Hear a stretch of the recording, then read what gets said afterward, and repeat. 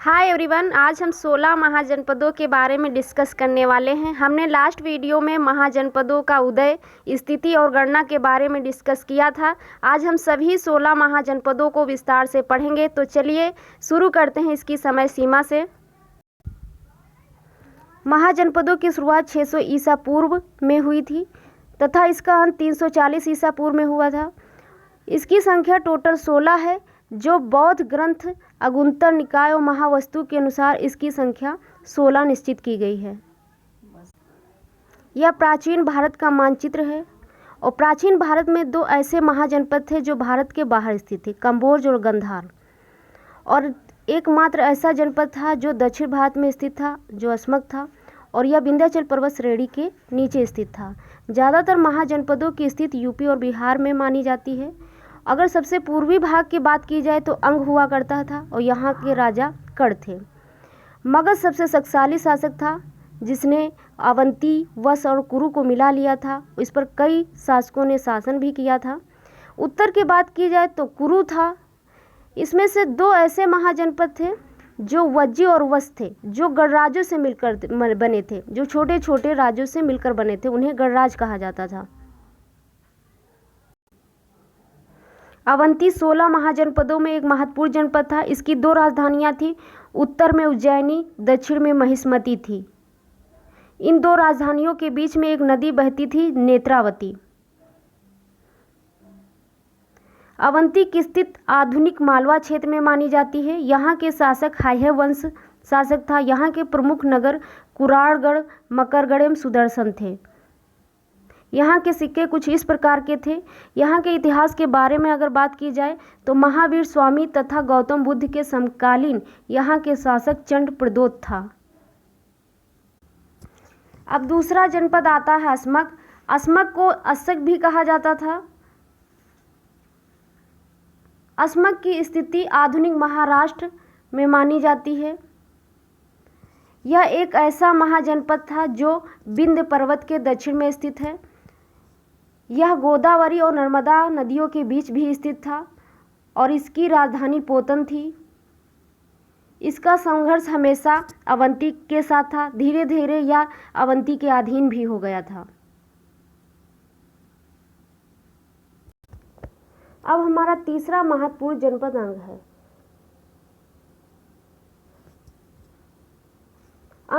अंग जो था सबसे पूर्वी क्षेत्र का जनपद था, जो पश्चिम बंगाल और बिहार क्षेत्र में स्थित था। इसका हमें उल्लेख अथर्ववेद में मिलता है। अंग जो है, इसकी जो राजधानी थी वो चंपापुरी थी तथा यह वर्तमान की बात की जाए तो यह बिहार और मुंगेर भागलपुर जिले में स्थित है। अंग का जो था मगध के साथ हमेशा संघर्ष होता रहता था। अंत में मगध ने इस राज्य को पराजित किया। इसके बारे में ऐतिहासिक कहानी यह है कि इस जनपद का राजा कर्ण था। प्रारंभ में तो अंग ने मगध को हराया था, लेकिन धीरे धीरे क्या हुआ, इसकी शक्ति क्षीण हो गई और इसको पराजित होना पड़ा।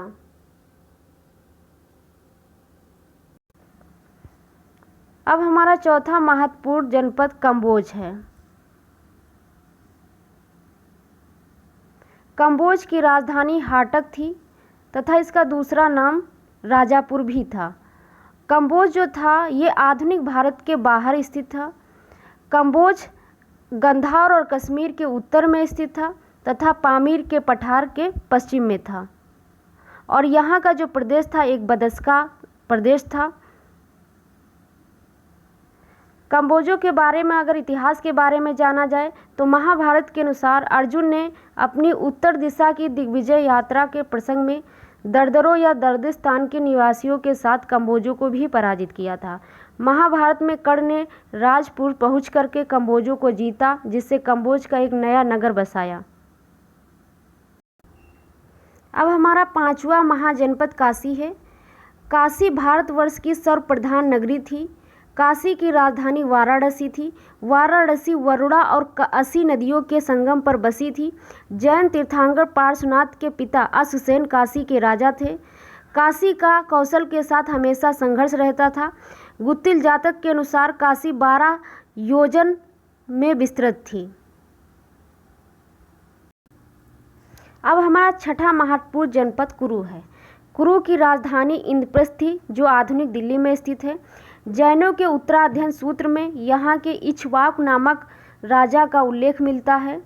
जातक कथाओं में सुत, सोम, कौरव और धनंजय यहाँ के राजा माने गए हैं। कुरु के इतिहास के बारे में कहा जाए तो यह परीक्षित और जन्मेजय के शासनकाल के दौरान मध्य वैदिक काल का प्रमुख राजनीतिक और सांस्कृतिक केंद्र बन गया था। अब हमारा 7वां महत्वपूर्ण जनपद कौशल है। कौशल उत्तर प्रदेश के अयोध्या जिला, गोंडा और बहराइच के क्षेत्र में शामिल था। इसकी प्रथम राजधानी अयोध्या थी तथा दूसरी राजधानी श्रावस्ती थी। इसका प्रमुख नगर हुआ था। कौशल के एक राजा कंस को पाली ग्रंथों में बरान सिंह कहा गया है। उसी ने काशी को जीतकर कौशल में मिला लिया था।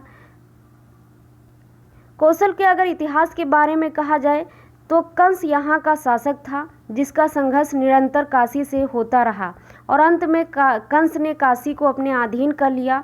4वीं सदी ईसा पूर्व में मगध ने इस पर अधिकार कर लिया था।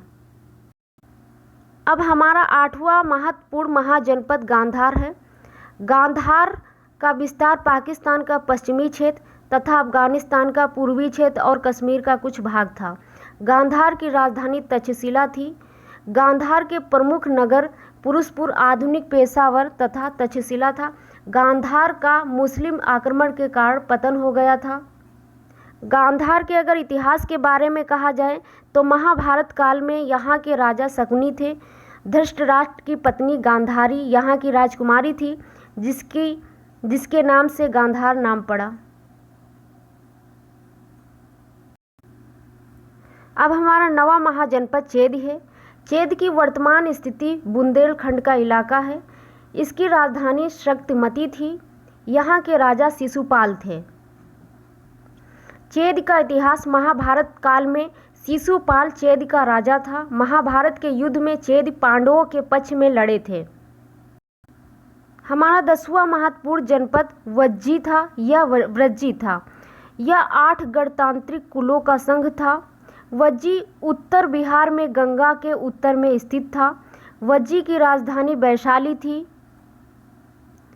वज्जी की उत्पत्ति के बारे में अगर कहा जाए तो यह कई छोटे छोटे राज्यों को मिलाकर बना था।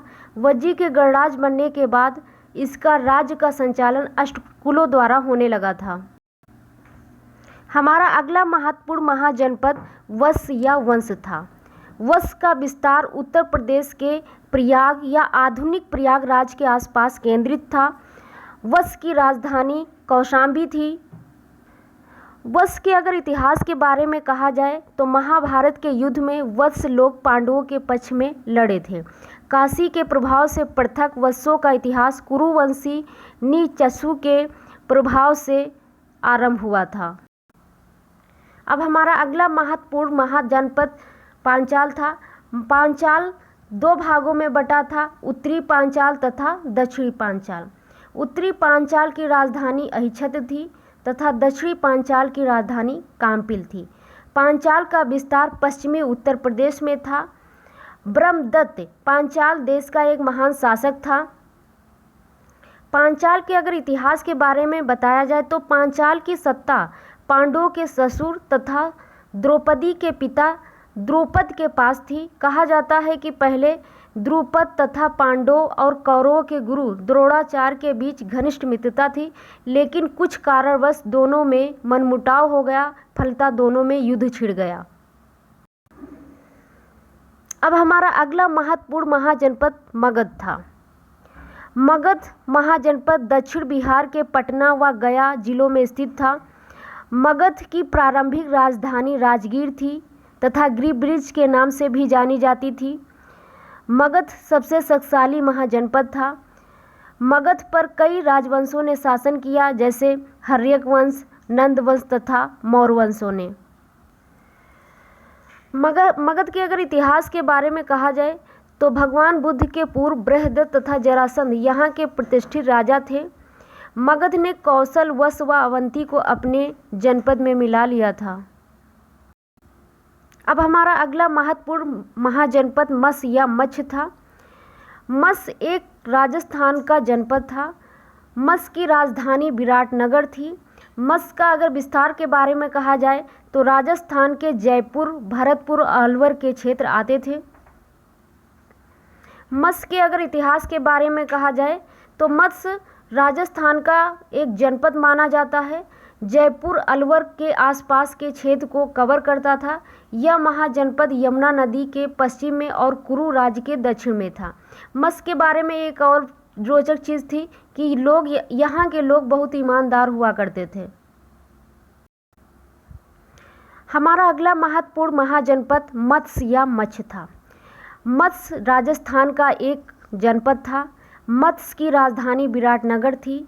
मत्स्य का अगर विस्तार के बारे में बताया जाए तो यह जयपुर और भरतपुर के अलवर क्षेत्र में आता है। मत्स्य राजस्थान का जनपद माना जाता है। जयपुर अलवर के आसपास के क्षेत्र को कवर करता था। यह महाजनपद यमुना नदी के पश्चिम में और कुरु राज्य के दक्षिण में था। ये भी कहा जाता था कि यहाँ के लोग बहुत ईमानदार हुआ करते थे। अब हमारा अगला महत्वपूर्ण महाजनपद मल्ल था। मल्ल का विस्तार गोरखपुर के आसपास था। मल्लों की दो शाखाएं थी।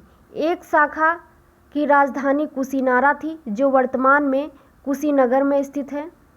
दूसरी राजधानी पावा यपौ थी जो वर्तमान में फाजिल नगर में स्थित है। मल्ल एक गणराज्य था जो गोरखपुर के आसपास का क्षेत्र था और गौतम बुद्ध की मृत्यु अर्थात परिनिर्वाण यहीं पर प्राप्त हुआ था। हमारा अगला महत्वपूर्ण महाजनपद सूरसेन है। सूरसेन की राजधानी मथुरा थी। बौद्ध ग्रंथों के अनुसार अवंतिपुत्र यहाँ का राजा हुआ करता। सूरसेन के अगर इतिहास के बारे में कहा जाए तो पुराणों में मथुरा के राजवंश को यदुवंश कहा जाता था। सूरसेन अपने ज्ञान और बुद्धि वैभव के कारण यह नगर अत्यंत प्रसिद्ध हुआ करता था। तो हमारा महाजनपद का टॉपिक कंप्लीट हुआ। Thanks for watching. Till then bye bye and have a great day.